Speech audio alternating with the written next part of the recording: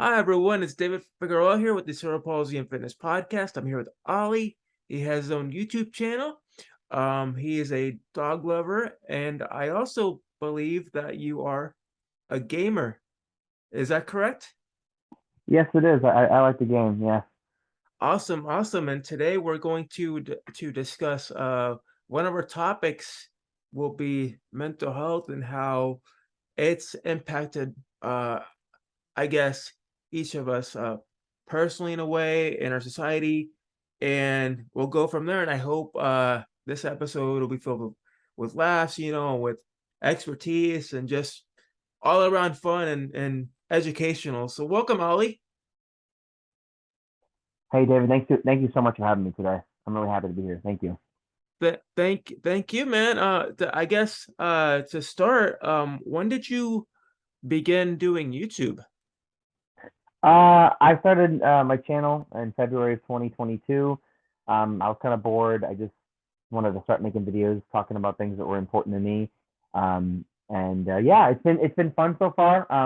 Every time I feel some kind of inspiration, I sit down and I kind of make a short video. I like to talk about politics a lot of the times. I talk about mental health. I talk a lot about like young men and some of the problems that they face today. Some of the things that I see out there. So far it's just like it's a hobby, and I'm enjoying it so far. I gotta say, man, I've seen a few of your episodes, and I'm your stuff is gold. Like you're very like articulate and you're straight to the point, and I like that. Thank you. Thank you. I really appreciate that. There are a lot of really great creators on right now. And I've seen some like crazy things, like some really cool like edits and some really creative stuff. And I figure I play to my strengths. I'm very direct. I like to be very to the point. Sometimes I'm a little too direct. So, but thank you for watching. I've seen your stuff as well. I really like it. Definitely. I think my favorite thing I've seen from yours is the fasting video. That's a really it works. Oh, thanks, man. I truly appreciate it. Uh, one of the things that I believe as content creators is we should uh learn how to focus on encouraging each other and I guess work together because we're all on one mission, and that mission is to be successful, you know? I agree. I think I couldn't agree more. We're all on that same mission together. We're all trying to find success in the thing that we like to do. The thing that makes us happy, the thing that we want to create. And a lot of my videos, it seems like lately a lot of the things I talk about are like, there are creators out there that do a lot of great things and that create fun content and they have fun, and then there are other people out there that like try to tear other people down, and Right. that's not like a YouTube thing. That's like a people thing. And that's like one of the things that's like why when I mentioned men's issues and stuff. There's a lot of people out there that like to bully and take advantage, and so when you're telling me that I'm direct or I'm like this, you're right. I am. I try to be. There are some. I think that's been the focus of my channel lately is trying to be someone that's like, hey, that's not okay. Stop hurting people. But Would you consider yourself like in a way like an advocate for some people that are trying to kind of get away from the toxicity of certain things that are going on in our society and certain topics discussed, in our and right now? yeah, I think so. Yeah, I think I would consider myself kind of an advocate for people that face a lot of toxicity and a lot of like just grossness from other people. Um, I don't think like I think because I talk a lot of crap. I talk a lot of crap in my videos, and I tweet a lot of just like I look. I mean, if you've seen some of my videos and some of my tweets, I can be very like to the point, almost over the top. But I just I've seen a lot of just nasty things, Yeah, yeah, I you get you, know, man. It's terrible. and it's like I want to be someone that can say, hey, that could stand up and say no to those nasty things. No, yeah, no, yeah, no means no, man. It's important, right? And I agree. Yeah, it's incredible how a lot of the stuff like you see on social media and it's funny because we always say stop making stupid people famous, but unfortunately, it still happens even though we try to discourage it in a way, right? I agree. I agree. I wish we would stop making super people famous because when people are famous, people watch them, they look at them and they go, "Oh, I want to be like that. I want to do that too." And fame kind of breeds a lot of like, you know, fame brings power, a lot of power to it. And I don't think a lot of people who are famous right now are really capable of handling that power. Um, Yeah, it's man, I don't man, it's crazy how um we let things like these slide, but I'm kind of glad there's people like you out there that's kind of out there and just advocating and trying your best to mend the situation or make it less toxic for everyone, you know? Thank you.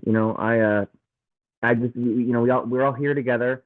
We all got to share this planet together, right? And we all have to figure out a way to coexist, and because I think most of us share this, similar goals. I think most of us want to live a happy life and do the thing that we love and make money at doing the thing that we love and be, just so we can live and feed ourselves, and take care of ourselves, and all that kind of thing. And yeah, we all have to figure out a way to make it work together. And it's funny that we talk about YouTube and like social media, and that's where kind of mental health comes in because nowadays with all this technology, our social medias, people are seeing a lot of things at such a fast rate, and especially, with kids, kids are bound to pick up on things like that, and it impacts them tremendously, like what they think, how they act, what they It see. does. It does. It shapes them like way faster than their parents can do, honestly.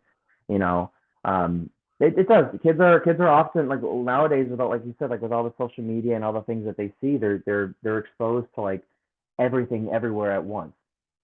And it's a lot to take in. It's like drinking from a fire hose, but like it's like drinking from like a million fire hoses, at the same time. Yeah. Yeah, and then it's hard to stop it, and unfortunately, it'll keep on growing and growing and growing, but, I mean, as long as there's people out there that are willing to just stand up and say, "Hey, this isn't right, but we'll do our best," if we come together. I agree.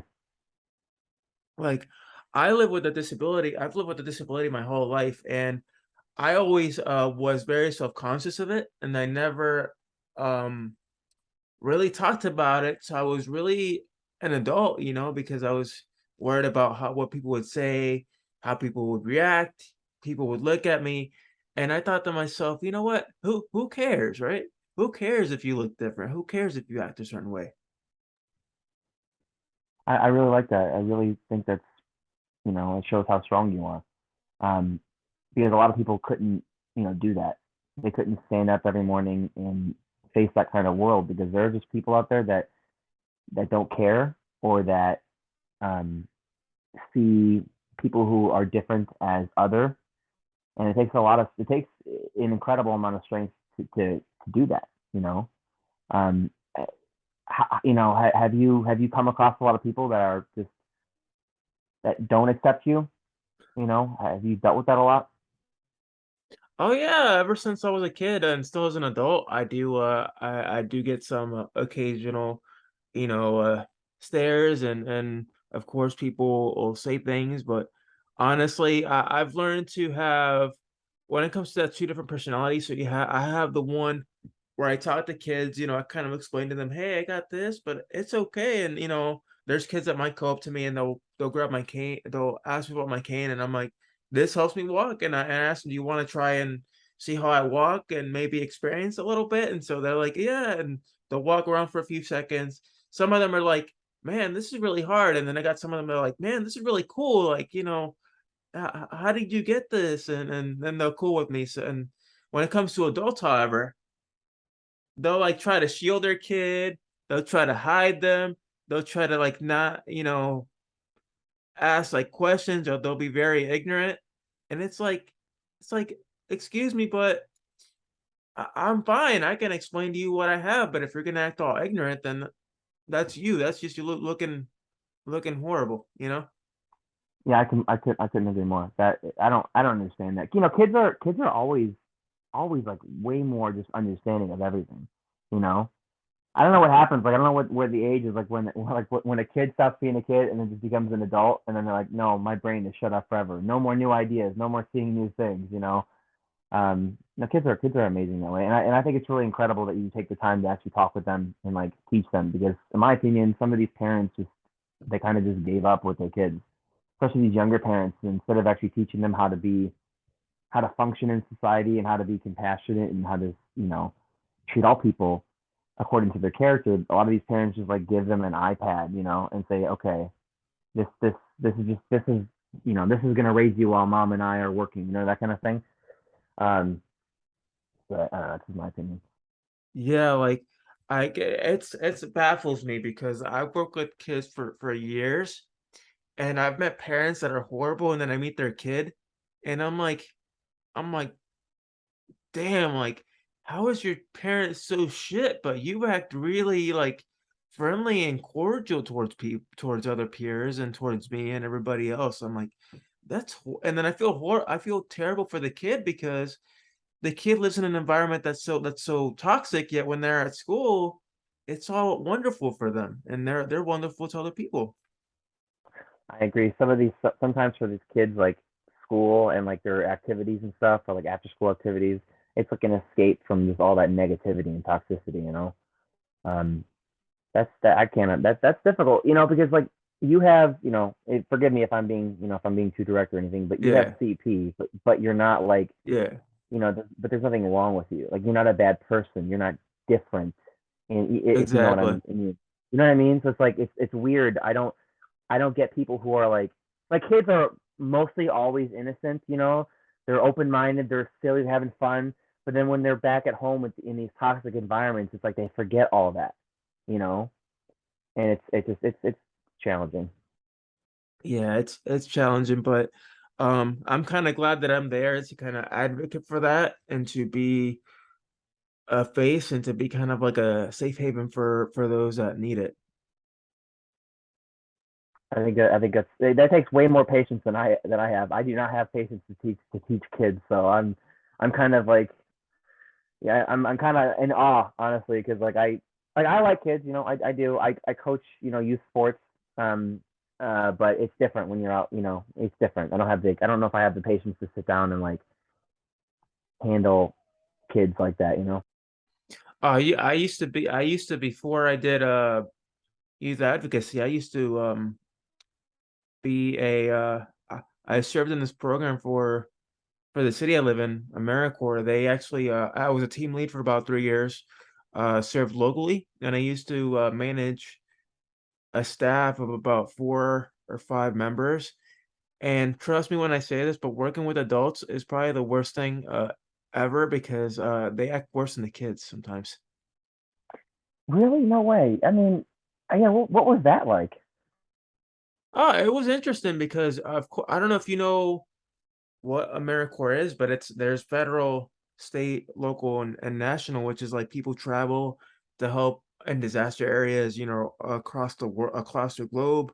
In my instance, I only focus locally, which is like the city government or the town and in the schools and in the community. So I would actually help with academics, and then I would also help in the community, like with the food banks and the homeless coalition and things like that. And it was awesome being able to serve for 4 years.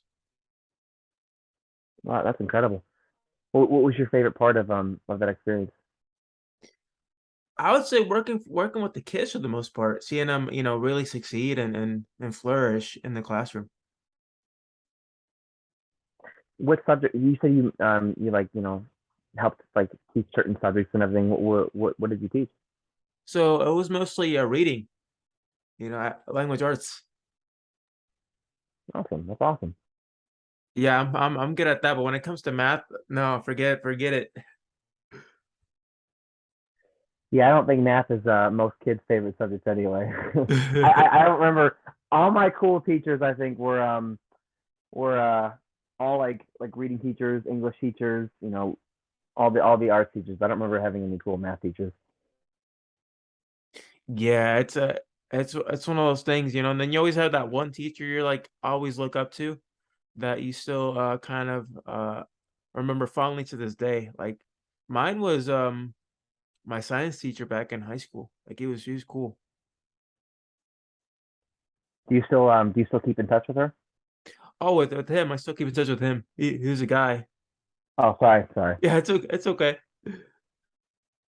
Yeah, I still keep in touch with them all the time. Like I do teaching day every year for the school system. I go and share my testimony and my motivational speaking with them every year. I tell them my story and inspire the next generation. How did you get into speaking? Well, it started let's see, it's my fifth year now. So I spent years you know, trying to think about ways to how to go about it. I had people say, "Hey, you should do it. You should write a book. You should go into motivational speaking." And I would always tell myself, "You know what? I don't think I'm cut out for it. I think people won't really listen." Um, I struggle with my self-esteem and then also with you know, I used to be really shy, so I wasn't really much of a talker. So I was very antisocial. And then uh one day out of the blue, I'm like, you know, let's give it a shot and see if it works out. And lo and behold, my first appearance was at my old university, University of Central Florida. Spoke with a crowd of about 10 people in the room. I was a mess, and I thought to myself, if it goes well, it does. If not, then it's okay. And it went well, and here we are, 5 years Here later. we are. 5 years later, I saw you trying to get into the TED Talks. Oh yeah, that's I've been trying to do that for years, and it's super difficult. I hope you end up, getting in with them. I would definitely, I'd love to see that. I know they could use a speaker, like you that has that kind of expertise and has been spent so much time giving back to children and everything. I love it, man. You know, I enjoy it as long as I can make people smile and say, "Hey, you know, if he's overcome all these obstacles, I can do it too." I think that's incredible. I think that's where that's kind of like I spent some time in the military, and resiliency is it's a huge thing. It's something that they do teach quite a bit, but that not everybody really picks up on because it's hard to teach that. It's hard to teach people to be resilient. Um, it's hard. Sometimes life throws a million things at you, and you're just like, what is happening? What's the point? Why do I keep going? But you just gotta hunt for the good stuff. Um, so I think that's incredible. I think I'm a huge, I'm really, really big into resiliency. I think that's like one of the most important things somebody can have. If you have that, you can do anything. Exactly, man. And you know, not only have I done all this, but I've spoken about, you know, the time that I was a three-sport athlete. I won three state championships in the state of Florida consecutively back in the early 2000s. I was the best in the state in cycling, and I did football for about 2 years in high school, and I did baseball for about 10 years as a catcher and second baseman, and all this with this disability, and I still keep active to this day, physically. Wow, yeah. What's your that wow, three sports you said? Three sports? Yep, What was your favorite out of all three of them? cycling. Cycling? Yep, that was Now, how uh, did you race or how does that work? I actually raced. I race. I would race locally, and then I would have to beat several other competitors to make it to regionals, and then Wow, uh that's really cool. then to state. And I did that 3 years in a row, all 3 years, and you know, nobody could beat me at all. Dominating 3 years in a row. I was just dominating. That's awesome. That's awesome. That was a time when they would compare me as the miniature Lance Armstrong, and forgive me for saying this, but I used to be a fan of his until I found out about the scandal, and that after that I was like, I can't idolize that man anymore. Yeah, yeah. like, I was let down, but I'm always let down when athletes get caught doing that kind of thing. You know, I couldn't imagine that you were like you dominated in that sport, and then to find out like that the best in the world uh was basically cheating. Like that sucks. Yeah. That kind of sucks. Yeah, it's but it's funny because if you look into sports nowadays, um, regardless of all like doping agencies and stuff, it seems like it still slips through the cracks. Like no matter what you do, athletes are still gonna find a way to enhance their performance. Yeah, they are. That was a huge. They are. I don't know how they slip through the cracks. It makes you wonder if there are just if there are people like within those organizations that tend to look the other way for certain things. I hope that's not the case. Yeah. Do you remember a few years ago? I think it was a few years ago. It was that I think it was that Russian figure skater that Uh, she was oh dominating. yeah. I know who you're Remember talking that? about. I just can't remember the name. Do you remember the name of And her? I don't. No, I don't. But she got caught for like I think she was doping too. I'm pretty sure. Yeah, and then the whole country of Russia was basically banned, weren't they? Or I don't think they were. I think they were just like given a slap on the wrist, right? Yeah, I think so. Yeah, I'm pretty sure. Wow, what a weird world we live in sometimes, you know. Yeah, all this craziness and it's funny that now we live in this kind of society where even though they're putting a lot of like baseball players and other athletes in the Hall of Fame, um they and for example like Barry Bonds and Jerry Maguire and Mark McGuire and Roger Clemens, they were all great athletes despite using steroids, but people still shun them. I mean, it's not like they committed a huge like crime. They just use a performance enhancer.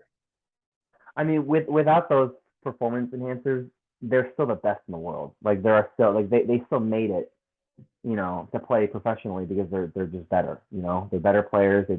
They're you know I mean, I'm not giving a pass to anybody that Yeah, cheats or anything in yeah, sports, but exactly. even with and my point is, I don't think they even really needed them. They didn't have to do that stuff.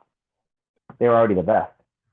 Yeah, it's just I guess the fame and getting caught up in it just said, hey, why don't we try this and make that's gonna make you Yeah, even more better. And it's like it just makes things true. worse.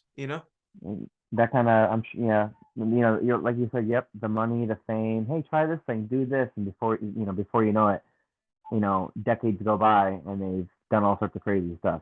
Yeah, it's weird how Yeah, but at least now, we know that there are things being done, but honestly, it'll never get better. They'll always be there. Steroids will always be there. I agree. People always find a way to give themselves that competitive advantage. What do you think about the that track star that was I think she was like banned from performing. Oh yeah, I know. Dang, I forget her name, but I know who you're talking about. Yeah. Honestly, um, you know, if you got caught, you have to admit it, and then you have to just accept responsibility and just bounce back. That's all you can do, you know? I agree. Yeah, no, yeah, I agree. She got caught. It's one of those things. I don't judge people, who do that if they want to do that. That's not I mean, there are worse things somebody could do. As far as like substances are concerned, it's more widely accepted now, versus 20 years ago. But in those situations where like the organizations and like the bureaucracy of like professional sports, especially at the Olympic level, where the rules are kind of pretty much they're ironclad. They don't really change that often, unless like a few decades go by. So I agree. She just has to bounce back and kind of move on. There's really nothing else that she can do about that. Yeah, and like I know during the duration of my time as an athlete, I never used anything. I was never accused of anything. I know that's I know that for me in my instance, as far as my cerebral palsy, it is available for me for medical purposes. But I refuse to not put any of that in my body because I'm just not a fan of it. I think it's awesome, honestly. I think I mean, e- really at the end of the day, like we don't really know what that stuff does to our bodies long term. They're real. People. A lot of it's experimental. A lot of it's there's unless it's like medically approved, then it's different. But I I like that you made that choice not to do it. I think it's awesome. Yeah, I mean, you have to take care of yourself and know that whether and going natural is the best way. And if you have to work harder to get to your results, then so be it. I agree. It makes it more fun, right? It makes it more challenging. That's right, man. And so, I wanted to ask you, did you ever Sure. do any sports yourself? No, actually, I was kind of a bookworm in high school. I got myself into like medium distance running just for fun. Like I would go off for a couple of runs like when I was like a junior or senior in high school. And then in college I got more into working out, but I didn't really get into like I'm pretty obsessive like today about my fitness. I didn't do that until I joined the military. Um because I was like I went in yeah, I went in with like people that were 17, 18, younger than me, and these kids were just incredible athletes, or they played sports all throughout high school, so they were already their bodies were used to that kind of physical activity. So I had to play catch up. I didn't really know anything about dieting and exercising either, so like a lot of it was just like I made a lot of mistakes. Like I got in really really good shape a couple of times, and then like I lost it and I didn't work out and I gained weight. But now fast forward years later, you know, I made enough mistakes with it to figure out what works for my body and to figure out what doesn't work. So no sports, but as a former somebody in the military, I learned that way, the hard way. That that's good, man. I mean, as long as you try and do your best to stick by it and actually enjoy it, that's what really matters. I agree. I love it. It's fun. I love working out. Even on days where like I don't want to go, um, I'm always happy that I end up doing something. Even if it's something small. Hey, walking your dog is a work. Walking your dogs are a workout. I completely no kidding. I completely especially like this especially one of ours is a puppy, so she has a lot of energy. So it's like it is a workout. It's a crazy workout with her. Yeah, I mean, anything you could do to get your time in. I agree. Well, what's your like what kind of like workouts do you like to do?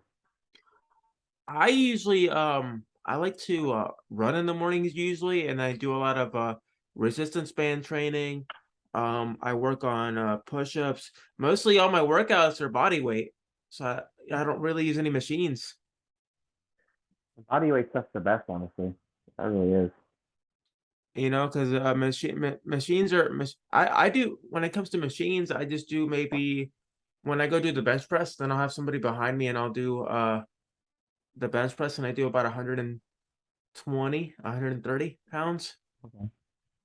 And That's good. That's good. most people like usually stop and like stare because they've never seen anybody with my disability kind of do something like that Yeah, physically because they're they when they look at me, they don't think I'm that strong, but I'm like, over you the are. years, since I've done it for 17 years, uh, I'm pretty powerful. Hell yeah.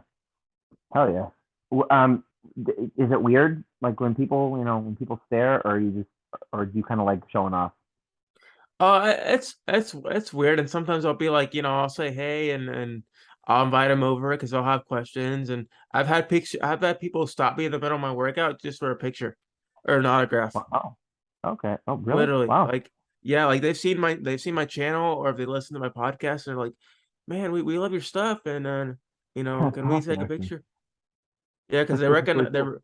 yeah, and it's awesome. I Yeah. mean, it's a start to letting people see a whole different side of me that, hey, I might be physically disabled, but I can do all these things. And if you watch these other people that I have on my channel, you can also see them that they're successful too. Yeah. Who's been like your I don't want to take the questions away from you. But who's been like your favorite guest to have on your channel? Whew, that's a tough question. That's a tough cookie. I could say out of all of them, I'd have to say Gregory Iron. He's a professional wrestler with cerebral palsy. Hmm. The only one wrestler in the world with CP. And he's actually worked with Stone Cold Steve Austin, CM Punk, Johnny Oh wow. Gargano. Yeah, he's wrestled with a lot of different opponents around the world.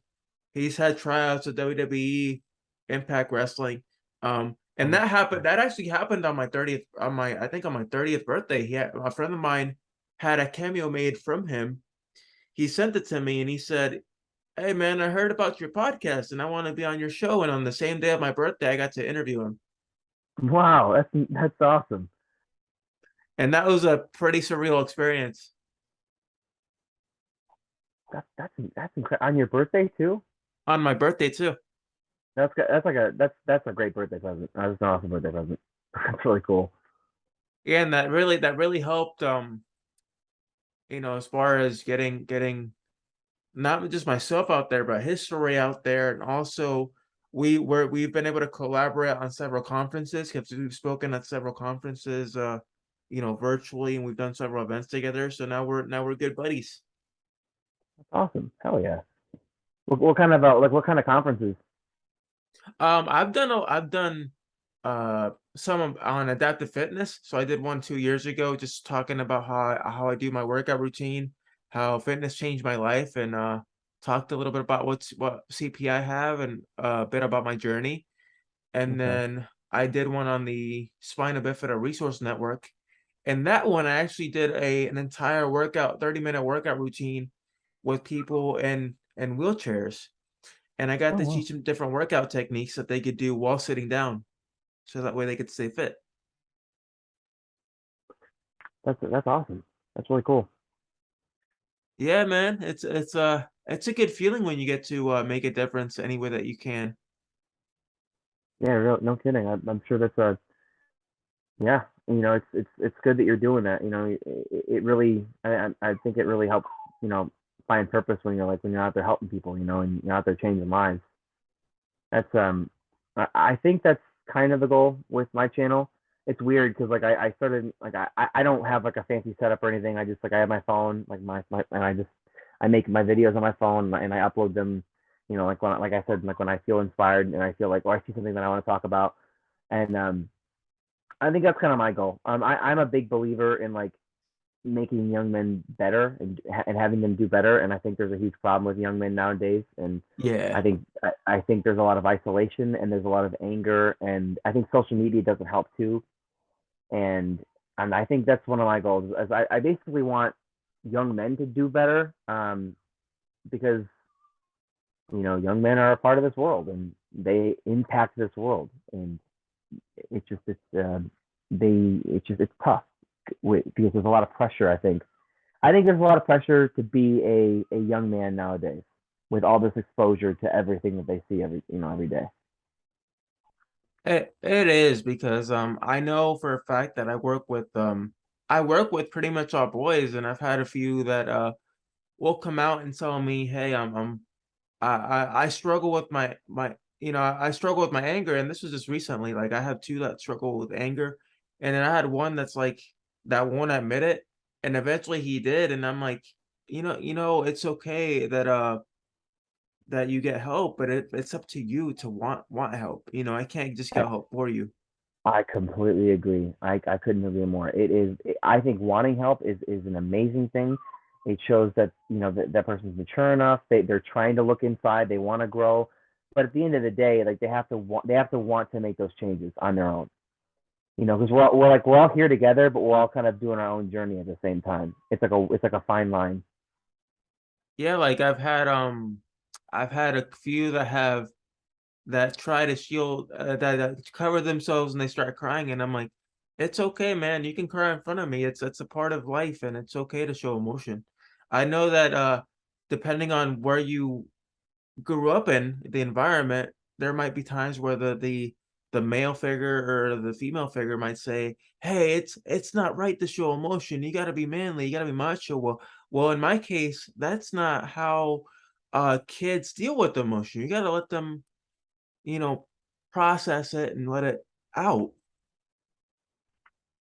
I couldn't agree more. I grew up in that environment where it was like where like one parent was, hey, it's okay to be in touch with your emotions, being sensitive is okay, and then I had another parental figure be like, no, that's not okay, men don't do that. And I mean, I still feel it as an adult. I still feel that like that pressure not to show emotions because emotions for men have been labeled as like you're weak if you show emotion. I don't agree with that. I think if you're a man and you're like out of control of your emotions and you're just like I like again I'm only speaking from my experience. So just from my point of view, I think there's a fine line. If you're a guy and you're not expressing any of your emotions and you're bottling everything up, it's like that's no. Like you're just like a ticking, you're like a human ticking time bomb, right? But then if you're Right. like on the other side of the spectrum and you're just like always with your emotions, well then that's not okay too. There's like a fine line. Yeah, it's one of those things where you have to be mindful and be really careful about crossing certain lines and boundaries, you know? I agree. Yeah, I agree. I think as men, I think and again, I'm just speaking from my point of view, but I think as men, I think we're responsible to be protectors and to be decent to each other and also to people who are not men. Right. Exactly, But like exactly, not man. like we don't but like we don't all need to be on this holy mission together. Like it's not like I make it sound like it's like we all gotta men need to do this. It doesn't have to be that Right. serious, but like it has but like but we gotta kinda get our crap together a little bit.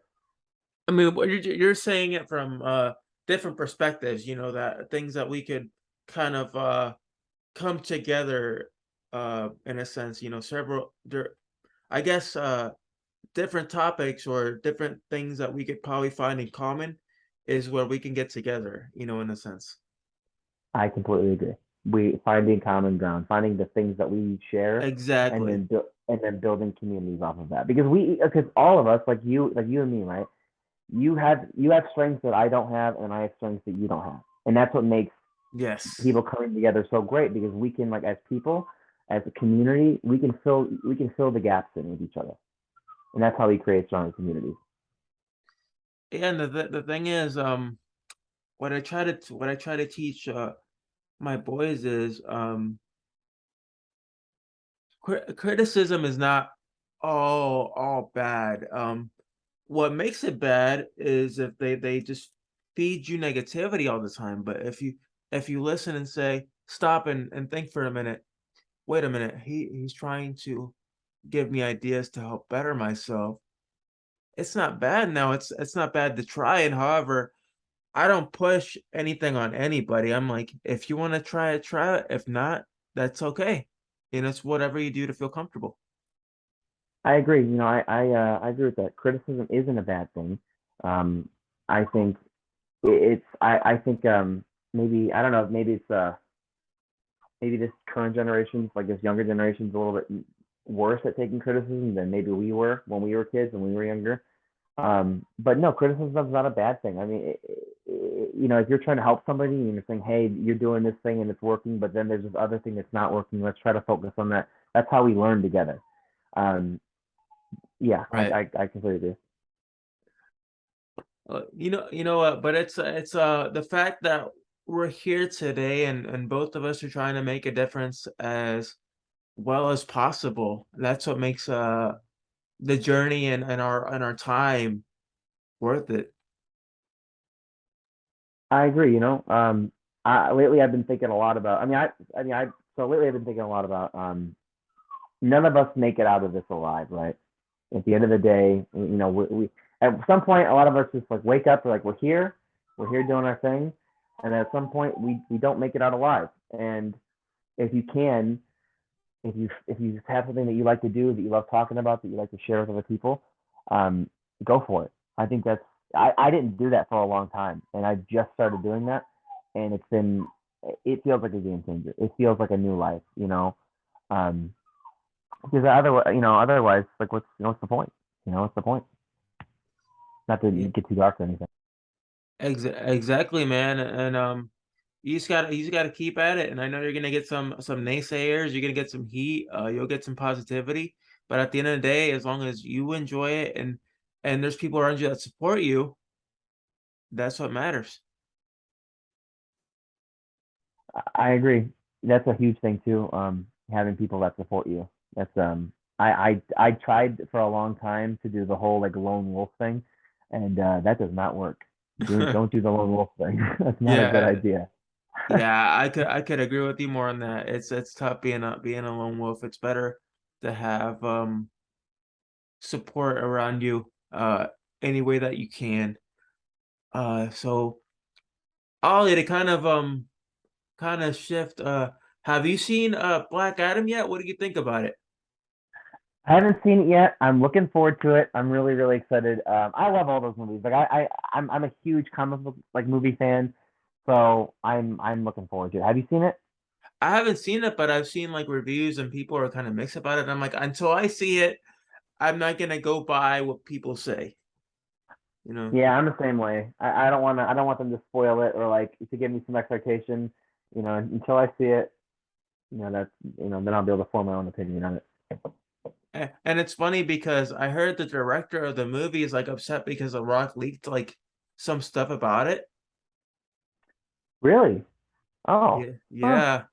Like, so I was surprised. I'm like, well, it's The Rock, it's kind of his movie, so Yeah, it kind of is. I mean, he's been hyping it up this whole time. yeah. Ever since we found out it was coming out, it's pretty much his movie, honestly. But I mean, the movies are great. The Rock's an okay actor. I just wish they would put him in better roles. I've heard that before. And I agree with you. I think I feel like he's always in the same role. Like he's always in like a t-shirt in the middle of the forest, like doing some kind of like jungle themed role. Like he was Yeah, in Jumanji's, he was in the Rampage movie. I think yeah, he can act, but he needs better movies, like better roles. yeah, yeah. Better roles, man. Like, and then I mean, the whole Fast series was was kind of it was okay. Yeah. I mean, mm, after Tokyo Drift, I was like, this is too much. They kind of went bigger and like they kind of went like more over the top after every Fast movie came out. Like it went from racing to like this like larger than life like action packed thing. Yeah, and then you keep adding these actors and random people that you're like, who is this guy and what is his purpose in the film? Yeah, they did. They kept adding new people. Didn't they add like well they put The Rock in there. Didn't they add John Cena? Was he in one of the later ones? Yeah, he was in 10, I think, the last one that they had. Okay. And then didn't they put Jason Statham in there too? Yeah, and no, that was Bruce Willis. I was about to say Jason Statham Okay. was the one that lost his memory, but it was Bruce Willis. Oh Uh, you wow. know, yeah, because he suffered from dementia, so now he had to retire. Yeah, they put Jason Oh, Statham in there, and yeah. honestly, they need to stop making movies. They need to. They need to stop making those fast movies. Yeah, like they're 10 is enough. We don't need 20 or 30 or 40. I agree. I think we've had a lot of the Fast franchise. I think it's time to do a new thing. But they have like 20 different James Bond movies? Like they have a lot of those, Do right? they? Do they? And I know the MCU does too. The MCU, they got a lot. I love the Marvel movies, so I'm very biased about those. But yeah, they got a lot of those, and all those TV shows now too. It's so hard to keep up with all of them. Yeah, it's crazy because it's like and then you find yourself thinking, what do I need to watch first to get caught up with this and with that and who's this and who's that and you're like, dang, I don't know where to start. Right? No, I agree. I was trying to get somebody. I'm trying to get somebody close to me like into that stuff. and I'm like, okay, we got to start here. And there's like 20 movies we got to watch, and then there's like 6 different TV shows and all this kind of stuff. And then as I was describing it to them, I was like, oh, I said, this sounds like a lot of homework. Let's just watch something else. Yeah, this sounds like you just have to sit and hopefully they'll pay you to watch all those movies. Yeah, no kidding. Yeah, man. What about I know you're a gamer, so what are you into? So I have an Xbox and a PlayStation, but I play mostly on my on Xbox. I was playing Far Cry 5 yesterday. I played Far Cry 6. I love those games. Have you played those before? I've heard of them, but and I've seen them, but I've never really played them. I play a lot of like adventure games. I was playing Ghost Recon recently. I think that's a cool one. I like horror games. I downloaded Amnesia yesterday, so I'll probably get to that today or tomorrow. I don't game as much as I used to, but I love playing. I played Spider-Man on PS4. I love Spider-Man. Yeah, Spider-Man. You can't go wrong with that. Like my brother, Yeah. he dressed up as Miles Morales for his gender reveal party. For his he's having a girl. I found out yesterday. Congratulations. Thank you. I'm excited to be a first time uncle, man. You're gonna be a first time uncle. That's awesome. And he dressed up as Miles Morales. That's really cool. Yeah, he even got the limited edition shoes that came out. No way. Yeah, he has Wow. them. He said they still run for like a good grand online. That's, wow. Are they Yeah, like what are they? Are they like what are they like Nike, Adidas? I didn't know they were shoes. That's really cool. they're I think they were Nikes and they have like the little web design around them and they're red Wow. and they're like holographic almost. Those are pretty tight. Yeah, and I'm like, no way, that's pretty sick. And he had the whole outfit, the Miles Morales outfit, and he wore it. And I'm like, that's pretty cool. That's awesome. Yeah, and I'm excited, man. Like, I gotta go back and start playing the games, Spider-Man games like I used to when I was a kid. Yeah, the Spider-Man PS4 was a lot of fun. The Miles Morales one that they released after that was awesome too. It was cool playing as him, and that was like a completely different experience. Like it was really well written, and it was like watching. I swear these games, like especially like the two recent like Spider-Man games and stuff. It's like watching a full movie, like a Spider-Man movie. It's incredible. Yeah, I know that right now it's like super difficult to get like the five now, the PS5. Like you can't get it anywhere unless you go online like eBay and get it because scalpers are out there copping them. They are, and they're reselling them for like $200-300 more than what they actually retail for. So I hope they make more of them. Because that's I don't want to pay all that money for a PlayStation 5. That's just it's crazy. Yeah, for right now, I do a lot of PC gaming. So I have my brother actually he passed down to me his old Razer Blade. All he did was upgrade the memory, the RAM, and I got put up a good webcam and a good monitor in the back. So I have a second monitor as well. That's awesome. How long have you been PC gaming for? I'd say for like 6 months, almost a year. Cool, cool, cool. There's so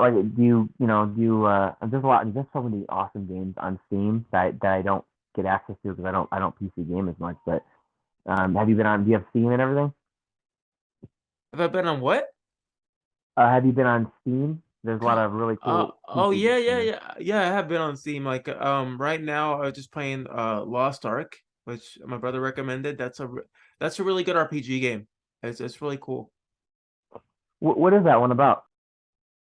It's basically, did you ever play RuneScape when you were younger? And no, I didn't, I've heard of it. Yeah, it's very it's like that. Like you go through several different missions and you fight several bosses until you get like to the very top and then you open up different areas. It's almost like an open world that you can go through everywhere and navigate it. And what kind of enemies can you fight? That sounds like a lot of fun. Well, what kind of enemies can you fight there? It's like you have like these big like cyclop monsters and you're like It's almost like the medieval times and dragons. Oh, that's awesome. That's really cool. Kind of like have you played like Skyrim or like that before? Siren? No, I haven't played that, so I gotta check that one out. Oh, like Elder Scrolls Skyrim. Oh, Skyrim. Yeah, I played a little bit. I actually like it. Okay. So it's kind of like that medieval time, like Knights of the Round Table kind of. And that's really cool. Yeah, man. I wish I could make more games like that, available. I mean, eventually they will. Pretty sure. I'm sure they will. Yeah. What other kind of movies do you like? I was a big fan of the Star Wars movies. I'm a Star Wars fan myself. Oh, of course, the force is strong with this one. Oh yeah, even though the last few movies have been the last few that are the spin-offs weren't that good at all. Yeah, that's I heard people weren't a big fan of this. I mean, I thought they were kind of fun, but it was definitely wasn't like the originals. I thought the originals were way better. Like that, like the with Mark Hamill, Luke Skywalker, and everything. But I mean, they were cool. It was like more for more modern audiences and everything, and it was kind of cool to see like the Emperor come back in that latest one. But there's I mean the special effects obviously were unreal just because it's they're modern times, but. Yeah, like I saw the last film I saw, um, I'm still really confused as that cliffhanger with Obi-Wan and how he was left like he was just standing there and no dialogue. And I'm like, dude, you got paid what, like 3, 4 million just to sit there and stand and look at off into space. And then now we gotta think about what's gonna happen there right now. Yeah, no kidding. That's that must have been a really easy paycheck that day. Yeah, like now the question Yeah, is Ray like, is she gonna go rogue and like, or is she gonna stay in the with the Force in the next film? that's gonna be interesting to see. Do you know if they're making it? Have you heard about if they're making a new one? I mean, considering that they had a cliffhanger, they might have to. They kind of yeah, Eh, they kind of have to bring her back and do more. I'd see it. I can't wait if they do that. I'd see it in a heartbeat. Yeah, like I went the Yeah, day it came out, when they had the on release day. have you ever gone there and like on the release days and like dressed up as a character that you like? Oh, Have you ever done that before? I've never done that, but I have to. I have to. I heard it's fun. Yeah, I've always wanted to go like to one of those Comic-Con things and like dress up as like one of my favorite characters. I've always wanted to do that. I'm gonna have to do that at some point soon. Yeah, go have fun and enjoy yourself and find yourself common ground with people that they like the same things as you do. What's your what what do you like to do for fun? Me, I like to I'm a big gamer. I like working out. I like to I'm a big I like being outdoors too, like spending time outdoors, hanging out with friends. I love sports, so I always, watching football, basketball, baseball, uh playing it if I get the chance. And What are your favorite teams? well, I would say NBA would be like Miami Heat. NFL is the New England Patriots, which they're not doing so well right now. Oh, you're a Pats Um, fan? yeah, I'm a Pets fan myself. Yeah, Cool. Me too.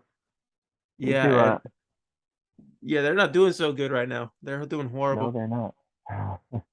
No, they're struggling. I think it's been downhill ever since they Brady. yeah. Yep. But Who's he's in Tampa Bay now, so Yeah, but he's being. I gotta tell people. I gotta tell people this. But Brady is becoming a little bit more. He's becoming a bit of a kryptonite or polarizing because ever since that situation with Giselle, with him and Yeah, Giselle divorcing, he's going yeah. downhill. Like mentally, he's not the same as he once was, or physically. Like it's affecting him on the football field. It is. It's weird because it's almost like he had like over 20 years of being a solid player, and then all of a sudden he's going through all the stuff that you would see like a rookie quarterback go through, like all like the mental health stuff, like the bad marriage, like all that, like you know how a lot of players are like really really hot for like a year or two, and then something really crazy happens or a series of events happen and they kind of fall off for maybe a season or two. I feel like he's kind of experiencing that, but like he's already put in 20 years of amazing work. I don't know what happened. I don't know what's going on with him. Yeah, yeah, and It's this the is Giselle thing. yeah, and this is like where mental health comes in. Like we circled around earlier. Uh, Yeah, Brady's going through it. he is. He's going through it. He's going through it, and he needs to figure out a way to like to cap that because he was for the longest time everybody saw him as the kind of like the pinnacle of like he was the pinnacle of discipline. You know, he practiced balance on and off the field, the perfect family, the perfect life, and then now we're seeing like the cracks. And look, just my opinion, the guy won 7 Super Bowls. Like, just be with your family, dude. Like, what more can you do? You're Yeah, already the best. yeah. There's nothing else. You've done it all. Yeah, he's done it all. I mean, I guess maybe because I didn't play sports as a kid, and I never played like any, team sports except for being in the military. I guess it's kind of a team sport, but so maybe I don't understand that. But like I said, like he won it all. He's already the best in the world. Like, just be with your family. Like, what else is there? Yeah, like the last game he had, he berated his offensive line. I don't know if you saw that, but that was like, holy crap! Like he just went off on them. He's not that. Yeah, I can't believe that. He's never been that guy. He's never been like. He's always been like very fired up and motivated, but never like outwardly and publicly so like critical against his teammates. I've never. He didn't do that in New England, did he? No, the only thing he did was I think he threw a tablet on the ground and he broke it. I was I remember that. I remember yeah, that. so that was the only thing he did. Like, but I was like, when I watched it, I was like, holy! And then you heard what he said. I was like, dang man, like you went like too He went. far. Yeah, he went in on them. Yeah, so he definitely crossed the line for sure. I'm like, wait till the next drive. They're gonna be like, nope, see ya. I hope Yeah, they obliterate you now. yeah, and that's the thing. I don't know if some of these quarterbacks understand, but like, if your line isn't happy with you, like yeah, their job is to protect you and do it, but they're gonna let blocks go. They're gonna let it go.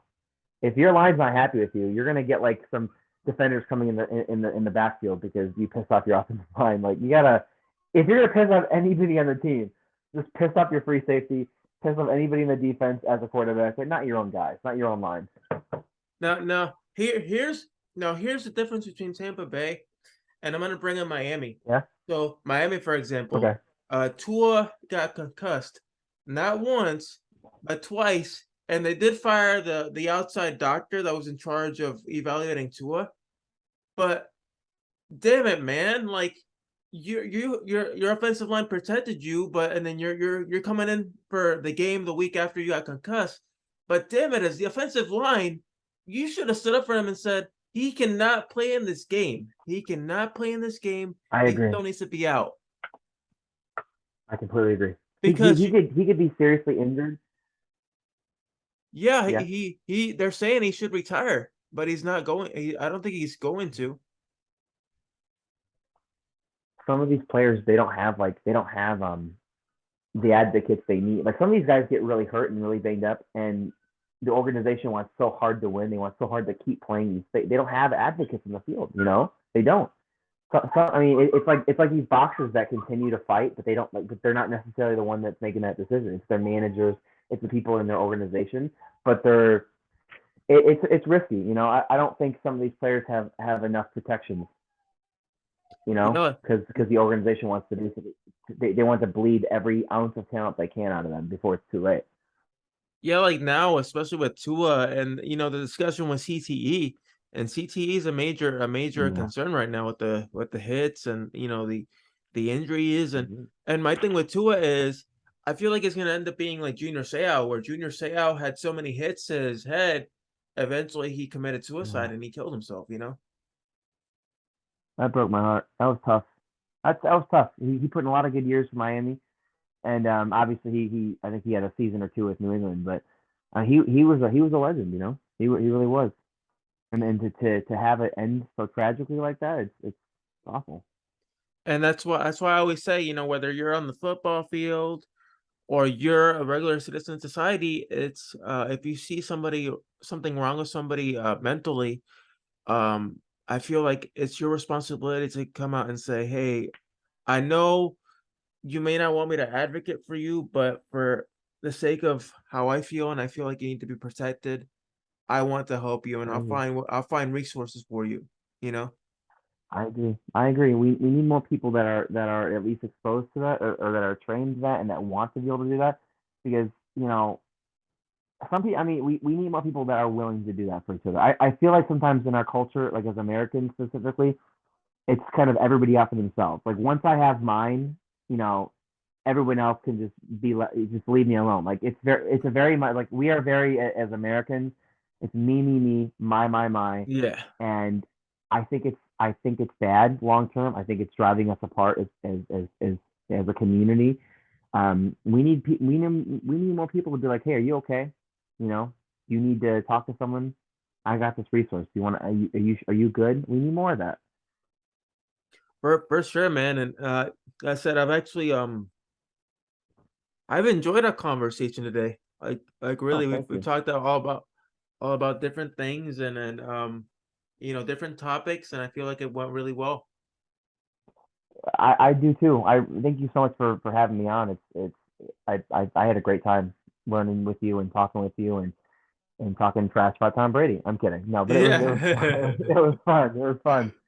Yeah, it was a blast, man, like, I hope anybody that, listens to this episode can find, there are resources out there to help you, um, and it's okay to, express your emotion.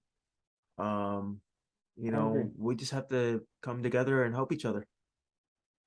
We do. None of us are fighting this battle alone. You know, we each have things we deal with, and we're all here together. You know. Well, thank you, man. And this episode you can find on Spotify, iTunes, YouTube, and any other major podcasting outlets out there. Ollie, appreciate you, my man. Thank you for being on.